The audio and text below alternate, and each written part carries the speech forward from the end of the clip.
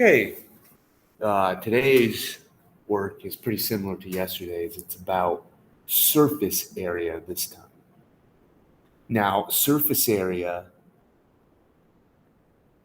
is again, it's the flat space occupied by the two-dimensional shape, but we have 3D shapes. So what it is, it's the flat space covered by all the surfaces. That's why it's called surface area. Now, there are some formulas for this, for some shapes. We'll talk about those the next lesson. I want to explain and help you understand what's going on here. And we'll do that by drawing something called a netting. Now, you did this in 6th grade. Now, let's just visualize here. I have the dotted dimensions in here. What the dotted are, you don't know. Those are the ones on the parts of the other side that you can't see through. So it's like we're imagining we're there. So if we have a rectangular prism, a box, I want to add up all the areas of all the surfaces. So if we imagine cutting a box open, on the bottom here,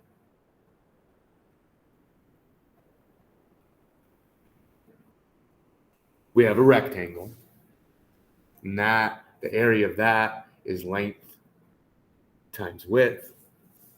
So if you're cutting this box apart, picture unfolding it. So we kind of cut down all the lines here. So we got the right side and the left side. And the way I have it drawn, they kind of look like squares, but we'll just stick with length times width.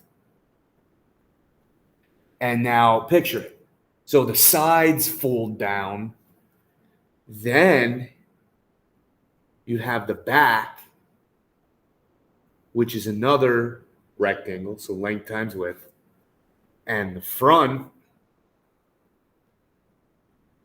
which is another length times width. Now we got the back, the front, the bottom, the left and the right. We're missing the top. And the top could go a couple different places. You could picture the top still being connected to the back, maybe. It's another length times width. The top also could have been connected to the front down here instead. The only place we couldn't put it maybe would be the bottom. The top and the bottom don't touch. And really, even you could have taken this and slid it down to connect to one of the sides, but something like this will do.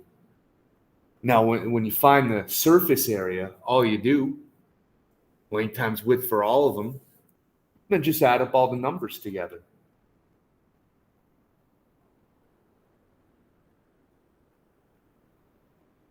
So, if you had to do a question like this, you unfold it, and in the delta math, they're already unfolded. Then just go length times width for each one of them, and then add them all up. Now, a triangular prism. This time, it's a little different. We got the left and the right side are triangles. We still have a bottom, but now there's no top. We kind of have a front and a back and a bottom. So let's picture this. Here's the bottom. It's a rectangle. Length times width. Now it's like we're cutting all the sides so they can kind of unfold.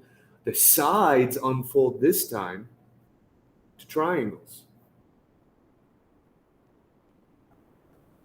And with a triangle, it's 1/2 base times height. So you might have to spin it to picture it. That's the base, that's the height, since we got a right angle here. And then, like we said, you just fold the front down. Oh, forgot to write this was a 1/2 base times height. So then you fold the front down. That's another length times width. It's different than the bottom maybe, but, and then we picture the back.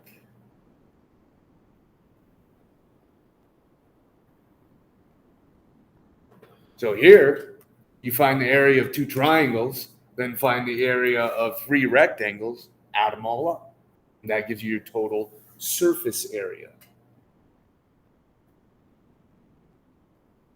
So we're going to look at just three shapes today, really. Rectangular prism, fancy word for a box, like a shoe box. Triangular prism, similar, but the sides are triangles, so there's no top here. And there's one more. We're going to look at a cylinder, but we got to talk about a couple of things first. And again, all of this actually should be reviewed, but now the circumference of a circle. Circumference is like the perimeter. It's the distance around the outside. And there's two formulas, pi times diameter. Diameter is the whole way across through the center, or double the r, so 2 pi r, to get the diameter. And we'll be using this one most of the time, but this says find the circumference in terms of pi, and this is really easy.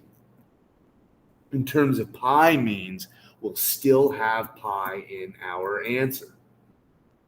So 2 times pi times the radius is 8. 2 times 8, 16. We'll leave the pi there. Now, if this had said round, it'd be 16 times 3.14. Or if you have a pi button on your calculator, use that. If it had said round, all you do multiply.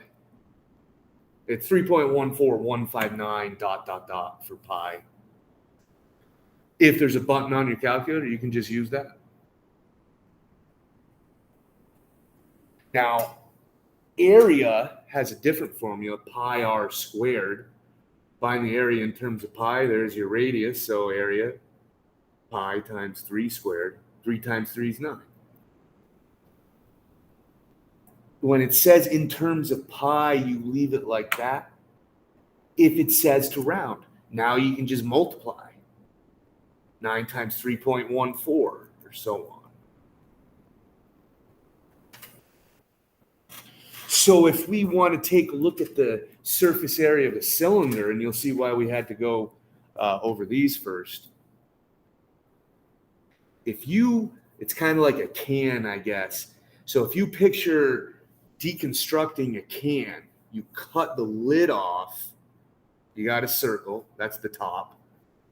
You cut the bottom off, you got the same circle.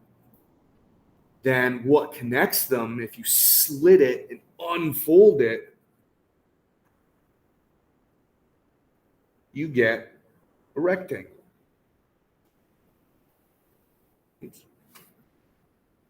You get a rectangle. So we have